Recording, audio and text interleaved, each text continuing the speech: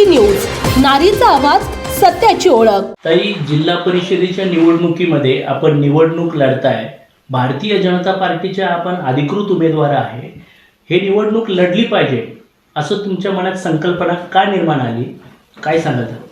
नमस्कार, मी दिव्या संदीप उर्फ गंगाराम दादा जगदाळे, जिल्हा परिषद दिवेगराडे गट, भारतीय जनता पार्टीचे अधिकृत उमेदवार.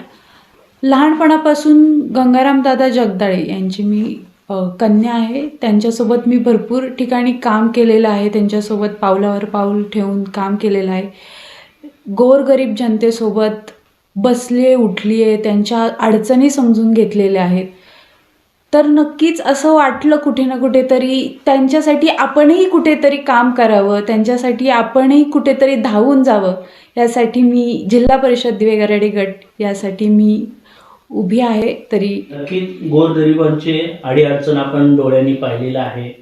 गंगाराम दादा जगदाळे यांच्यासोबत आपण फिरत असताना या प्रभागातल्या अनेक अडचणी आपल्या समोर आलेल्या आहेत, अनेक समस्या आपल्या समोर आलेल्या आहेत. आता या सर्व समस्या सोडवण्यासाठी आपण काय करणार आहे, त्यासाठी काय सांगा? नक्कीच महिलांसाठी सर्वप्रथम मला महिला वर्ग हा घरातला सर्वात महत्त्वाचा कणा आहे. तो सगळ्यांसाठी सगळं करतो, पण स्वतःसाठी कधीही काही करत नाही. स्वतःला कधी खुपत असेल, ताप आला असेल तरी कधी कुठे त्यांना म्हणलं चला आपण दवाखान्यात जाऊ तर कधी दवाखान्यात जात नाही. तर मला त्यांच्यासाठी एक आरोग्य शिबिरं चालू करायची आहेत. तसेच त्यांना स्वबळावरती पुढे जाऊन बिझनेस करता येईल यासाठी प्रोत्साहन करायचं आहे.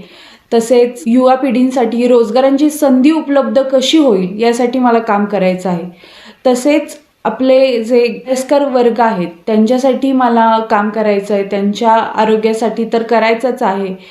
त्यासाठी विरंगुळा निवास म्हणून अशी कल्पना माझ्या डोक्यात थॉट आहे. ताई, आपण महिलांसाठी बोललेला आहे, ज्येष्ठ नागरिकांसंदर्भात बोललेला आहे, तरुण बेरोजगार असणाऱ्या युवा पिढीसाठी आपण बोललेलं आहे. आपण जसे की म्हणतोय की आपण एक उच्च दर्जाचं शिक्षण घेतलेले व्यक्ती आहे. शिक्षण घेणाऱ्या तरुणीसाठी, विद्यार्थ्यांसाठी आपण काय करणार? नक्कीच त्यांच्यासाठी मला खूप काम करायचं आहे. मराठी शाळा कुठे ना कुठेतरी मागे पडत चालल्या आहेत, त्यासाठी मला काम करायचं आहे. गावागावात जी मुलं आहेत जी अजूनही शाळेत जाऊ शकत नाहीत, मी आत्ता वोटिंगसाठी किंवा जे लोकांमध्ये फिरतीये तर मी बघतीये की लोक वाड्या वस्त्यांवरती इतके लांब राहत आहेत लोक, तर त्यांना जाण्यासाठी रस्ते पण नाही आहेत. तरीही ते चालत जाऊन, लहान मुलं जाऊन शाळेत जात आहेत. त्यांच्यासाठी मला काम करायचं आहे. नवीन शाळा उभारायच्या आहेत. शहरी भागामधल्या शाळांसाठी तर भरपूर सोयीसुविधा आहेत, परंतु गाव खेड्यापाड्यांमध्ये शाळेचा मोठा प्रलंबित प्रश्न आहे. बाथरूमही स्वच्छ नसतात गावामधले. ते बाथरूम 5 स्टार कसे बनतील यासाठी मला काम करायचं आहे. प्रचार दरम्यान आपण फिरत असताना नागरिकांकडनं तुम्हाला काय अनुभव येत आहे, त्याबद्दल काय सांगा? सर्व नागरिक खूप पॉझिटिव्ह आहेत. सगळे म्हणतात दादांची कृपा आहे. म्हणजे दादा म्हणजे माझे वडील. त्यांनी तळागाळात इतकी कामं केलेली आहेत, इतके लोकांचे प्रश्न सोडवले आहेत. ते म्हणतात आम्ही तुझ्यासोबत आहे, आमचा आशीर्वाद आहे तुझ्यासोबत.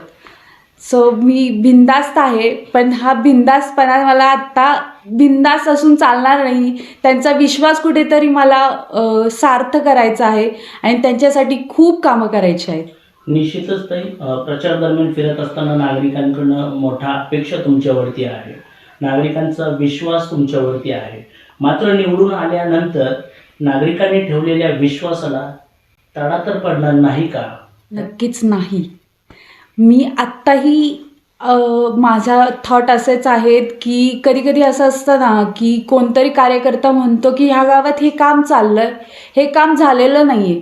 पण जेव्हा आपण तिथे जातो तेव्हा कळतं की अरे लोकांच्या गरजा तर वेगळ्याच आहेत.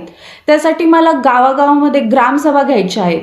माझं गाव, माझा प्रभाग आणि माझी जबाबदारी म्हणून तुम्ही काय करणार आहे?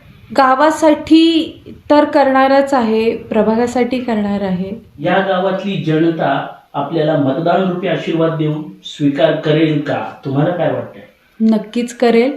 त्यांच्यासाठी मी एक नवीन चेहरा आहे. हा चेहरा नक्कीच एक विकासाचा, विश्वासाचा आणि आदर्श चेहरा आहे. तरी आपण सर्वांनी मला एक बहुमूल्य मत देऊन मला विजयी करा. ताई, मतदान करणाऱ्या मतदारांना काय आवाहन करण्याचा प्रयत्न आपण करणार आहे? नक्कीच आपलं गाव, आपला विकास, आपला विश्वास हा वाढलाच पाहिजे. हा नवीन चेहरा आहे, हा विश्वासाचा, विकासाचा चेहरा आहे. तरी आपला मतदान रूपी आशीर्वाद माझ्यापर्यंत पोचावा आणि आपला कमळ फुललंच पाहिजे यासाठी मी आवाहन करते. ताई, आपण तरुण उमेदवार आहात, त्या पद्धतीने तरुण वर्ग आपल्या पाठीशी खंबीरपणे उभे राहील का? नक्कीच राहील. तरुण वर्ग हा आजकालचा वर्ग जो आहे तो विकासासाठी पुढारलेला आहे. त्यांना विकासाची गरज आहे. एकदाच काम करण्याची संधी मला द्या. त्या संधीचं सोनं मी केल्याशिवाय राहणार नाही आणि तुमच्या विश्वासाला मी कधी तडा पडू देणार नाही. एवढंच मला तुमच्या माध्यमातून सांगायचं आहे. धन्यवाद. आपल्या परिसरातील बातम्या पाहण्यासाठी चॅनलला सबस्क्राईब करा, व्हिडिओला लाईक करा आणि बेल आयकॉन दाबायला विसरू नका.